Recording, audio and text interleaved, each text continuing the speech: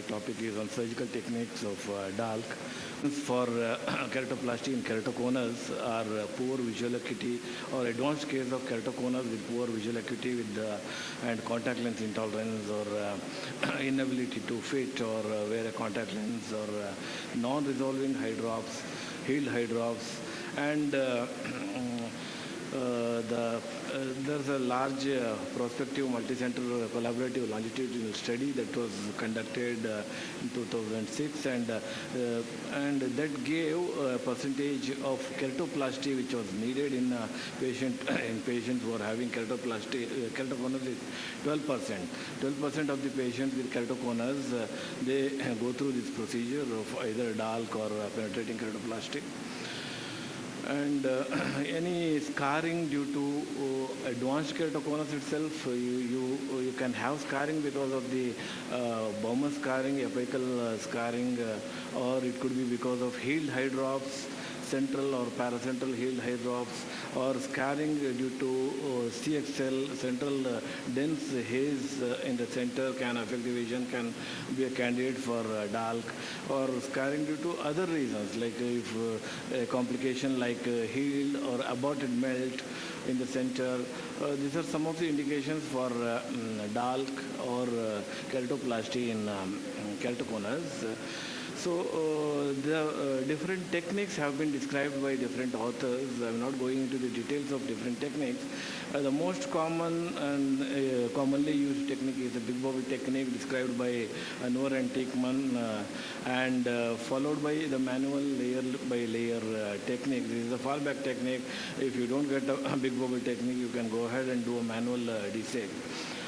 So, a detailed preoperative assessment is important. You assess the patient on the slit lamp and grade the keratoconus, what is the kind of scarring the patient has, what is the depth of scarring.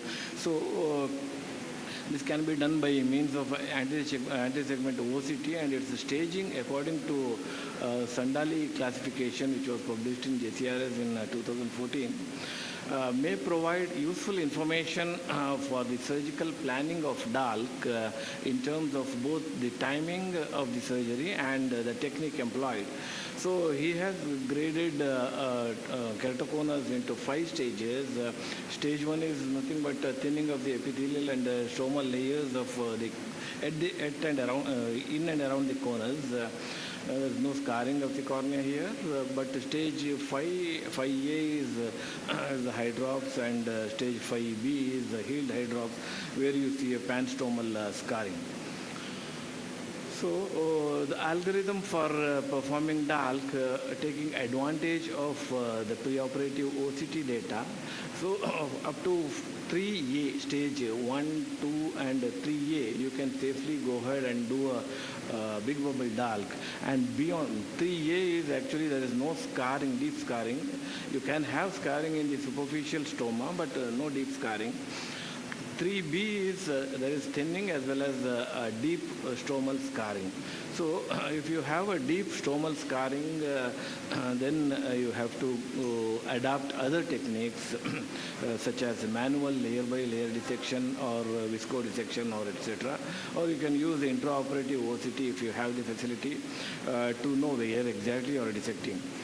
So it's well known that when the air is injected into the corneal stroma, there are 3 types of big bubbles you can achieve. Type 1 bubble is white walled bubble. This is actually the thick walled bubble, and it's a white margin bubble, and it's a very safe bubble to have. Most often you can continue with the DALK. The chances of perforation is very less with this kind of big bubble. And this is type 2 is thin walled bubble or clear margin bubble, and it is much larger as compared to. You can see the margin here. It is thin walled bubble, much larger as compared to type 1 bubble, but the chances of perforation is more common with the type 2 bubble. Identifying this type of bubble is very important while doing DALK. So why it is more like prone to develop perforation is the wall of the roof, floor of the bubble is formed only by the Descemet's membrane, whereas in type 1 bubble, the floor is formed by Duas layer as well as the Descemet's membrane. So that has a thickness of around 30 microns. And type 3 bubble is a mixture of both type 1 and type 2 bubble. And I'm just demonstrating type 1 bubble.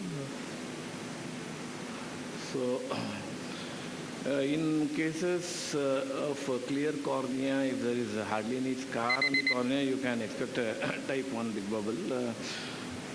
And it's safe. In almost 80% of the cases, you can get a type 1 bubble.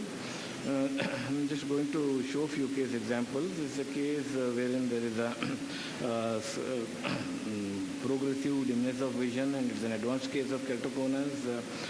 This is the quadrant map, pentacam map, and the thickness is just 271. This is a clear-cut case for DALK, and I usually do a big bubble DALK in these cases. And once the big bubble is achieved, I do a superficial lamellar keratectomy to debulk the cornea and then deroof the bubble by 11 number blade and inject visco into the brave slash and just to keep the descemet's away from all the manipulations. Then with the help of non-toothed forceps, I excise the posterior lamella into 4 to 5 segments till the trephination margin. As a blunt tipped Vanna scissor, and now prepare the donor. Once the donor is prepared, you place it on the post bed and suture it. I prefer interrupted sutures, and I usually put 16 sutures if the size of the graft is 8 millimeters or more, and less than that I usually put 12 sutures. This is another case of advanced keratoconus. The patient has a anterior segment, anterior stromal opacity. It is not extending up to the posterior stroma. And in this kind of cases, you can expect type 1 big bubble, not type 2 big bubble.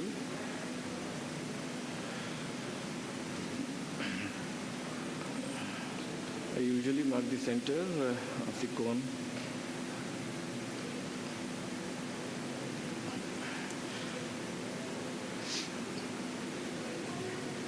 And you could easily get a big bubble in this case.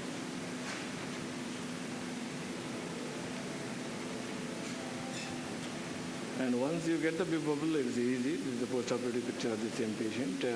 And this is a type 2 bubble. It's a large bubble. You can see it is displacing the small bubble in the anterior chamber. And you can see the thin-walled bubble is a clear margin bubble. And here is a case which is an advanced keratoconus patient and has a deep scar. The scar is extending right up to the posterior stroma. You can see the scar extending close to the descemet's. And this is the case wherein you can expect type 2 bubble.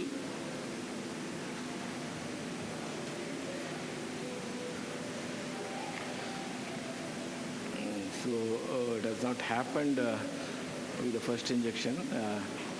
Carefully observe this. This is very important to observe what kind of bubble you are achieving. If it is a type 2 bubble, it is safe to do a manual. You can still go ahead and do a big bubble technique, but the chances of perforation is high. So I usually go ahead with the manual DALK in these cases. And these small bubbles, the multiple bubbles, they act as a guide. We can just stop short of our dissection just above these bubbles, multiple bubbles. So that means you are slightly above the descemet's. And this is a case of healed hydrops. It's slightly paracentral. It's not exactly in the pupillary area. You can see the ASOCT picture of this particular patient. And we went ahead with the DALK in these cases. If the scar is not exactly in the visual axis, you can go ahead and do a DALK.